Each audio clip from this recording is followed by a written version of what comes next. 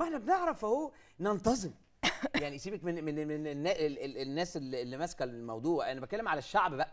ما احنا لما بنلاقي حاجه حلوه اهو بنعرف نلتزم، وبنعرف ما يبقاش فيه اخطاء، وبنعرف ليه بنعشوق بقى في موضوعنا. ليه يا جماعه؟ ما احنا ماشيين حلو اهو. يعني العالم كله شاهد لنا ان احنا يعني عندنا تاريخ وعندنا حضاره وعندنا طبعا. دماغ وعندنا عقل وعندنا امكانيات وعندنا كل حاجه.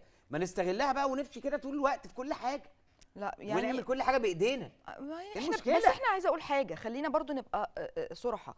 احنا بنحاول، يعني احنا كشعب بنحاول. ممكن نكون في الاول او زمان بنستسهل، يلا بسرعه. الفهلوه دي بقى لا تالتنا بقى. الفهلوه دي مش لطيفه خالص، يعني احنا ايه، معروفين بالفهلوه. لكن النظام، لا، النظام نظام.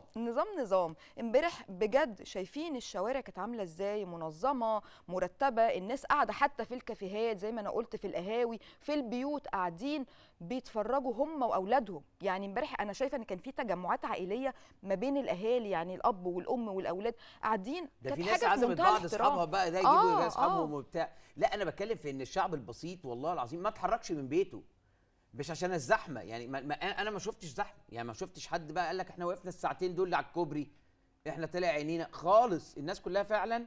سياده فخامه الرئيس اهو بصي دخلته برده كانت داخله يعني بصراحه طبعا. خطيره يعني. ما هو ده يعني ده اللي انا بقوله، انا فخوره بسياده الرئيس، وان هو يعني رئيسي طبعا وافتخر.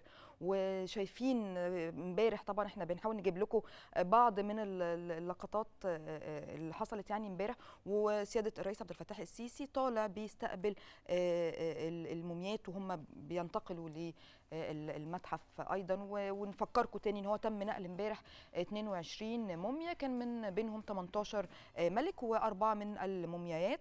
والحقيقه كان حاجه مش عارفه انا والله بجد، يعني عندي كلام كتير وعندي احاسيس كتيره، بس انا مش عارفه اخرجها. انا كنت والله بجد عيطي عيطي يا والله. نرمين طب والله عيطي. امبارح انا، طب بذمتك والله انت العظيم امبارح جسمنا اشعر. ايوه انا جسمي كان مقشعر، بالذات الحتت اللي كان بيدخل فيها الناي بقى بيلعب مزيكا مع مع الاوركسترا. والطلقات بجد الناريه اللي والله العظيم انا حصلت. جسمي اشعر فعلا.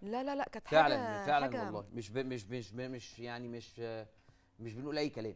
لا يعني هعيط ساعتين، لا والله بجد ساعتين كانوا من والعربيات شكلها فخمه قوي قوي قوي ايه ده؟ قوي قوي ايه قوي الحلاوه دي؟ يعني. لا ولما خدوا بقى لفه في ميدان التحرير طبعا يعني شغل عالي تم صراحة. تطوير ميدان التحرير، تم تطوير بحيره عين السيره اللي هي المجاوره لمتحف الحضاره اللي تم نقل المومياوات فيها.